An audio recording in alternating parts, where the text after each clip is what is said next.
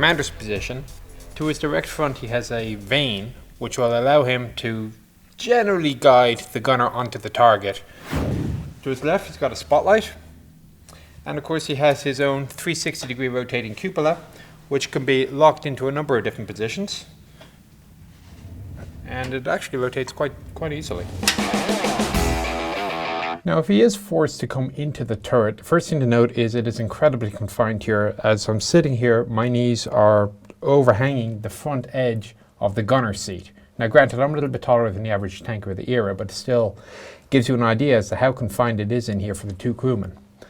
Controls for the commander itself are actually pretty limited, other than being able to rotate his cupola around a little bit. He's got a light. He has his intercom set for the number 19 wireless set, which is located on the turret rear. And most importantly, this container here contains drinking water, down to a little tap that you can turn on and off and dispense the water for you. A feature you don't find on many tanks these days. Forward of the commander you'll find the gunner. It's definitely a tight fit, and it was a little bit tighter until about 3 seconds ago. I just figured out how to raise and lower the gunner's seat. Turns out he's got a little pedal by his left foot and the whole thing is hydraulic. Why we can't have that in today's tanks, I don't know. Anyway, located to his right is the Pride and Joy. Ordnance quick firing 77mm. Now, a little background on the gun. It's commonly referred to as a cut down 17 pounder, and this isn't really the whole story. You start off, you take the breech mechanism, was pretty much created for the job. The cartridge case came from the 20 weight anti-aircraft gun. The projectile came from the 17 pounder, and also so did the barrel, which was cut down a little bit. But it was really a purpose designed gun specifically for vehicles that had a smaller turret range and just couldn't take the 17 pounder.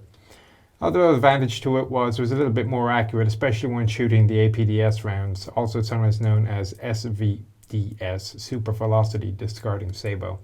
You could also fire APCBC or high explosive rounds. The speed of the turret rotation is determined as much by the engine power, how many revs it's pulling, as much as it is how far you are traversing your handle. To the right of that is located the elevation hand wheel. One turn of the wheel will elevate or depress the gun 1 degree, the full range of motion being 16 degrees. He does have a manual traverse to his left as well. Push in to release the brake and engage the gear, and simply crank left or right. Further down, you're going to have a 3-position selector for the trigger. The trigger itself is a foot pedal,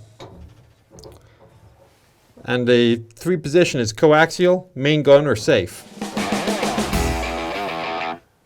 The loader is located on the right-hand side of the turret, surrounded cozily by the tools of his trade.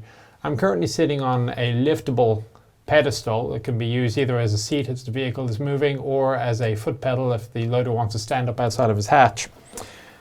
To his direct front, he's going to have the coaxial Beza 7.92mm machine gun. The ammunition would hang in belts off on the right. He has a periscope to the front. To the rear of the turret, he's going to have 3 2-round bins, each of which will hold 2 77mm rounds. Directly under the gun in here, there is going to be 9 additional rounds. And under the platform under his feet, you're going to find another 19 rounds.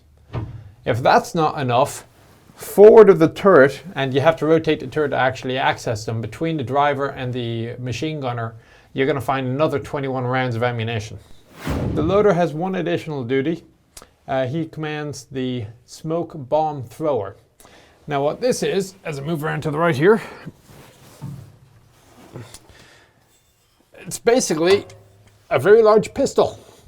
Smooth bore, launches smoke cartridges, fires it through the roof, and unfortunately I have to dismantle it in order to get it into the port. Spare ammunition is found on the right hand side here. It is aimed by the gunner. And because of course this is a fixed traverse and the gunner will traverse to the left or the right, but the loader himself is the person who will actually pull the trigger, launch smoke bombs, and that way you have a smoke screen if you find you have to egress or otherwise stop people shooting at you. Loading the gun from the loader's perspective is a little bit awkward. I think it's probably the easiest way of putting it. My mobility is limited by the fact that the ammunition bins, which at least are somewhat armoured, will stop me from moving my legs around. So you lift up the round, comes all the way up, you then have to turn it around, find a way of placing it into the breech. Of course, this tray is in the way. Push it forward, it is a vertically sliding breech. Stand well clear, flip the loader's safety switch, which has been removed from this vehicle.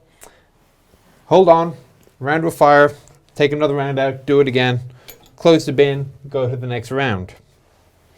Obviously, during lulls in the fighting, you want to take advantage of the time to refill these ready racks with rounds, ideally from under the floor plate or the driver's compartment, or if necessary from just under the gun itself, because these are the only rounds, the only 4 to 6 rounds that it can really access quickly, especially if your hatch is down and you cannot stand up.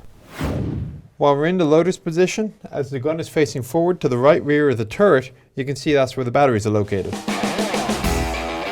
The primary radio is located on the rear of the turret. This is the number 19. As you can see, this was a former one that was sent to the Soviet Union for Lend-Lease.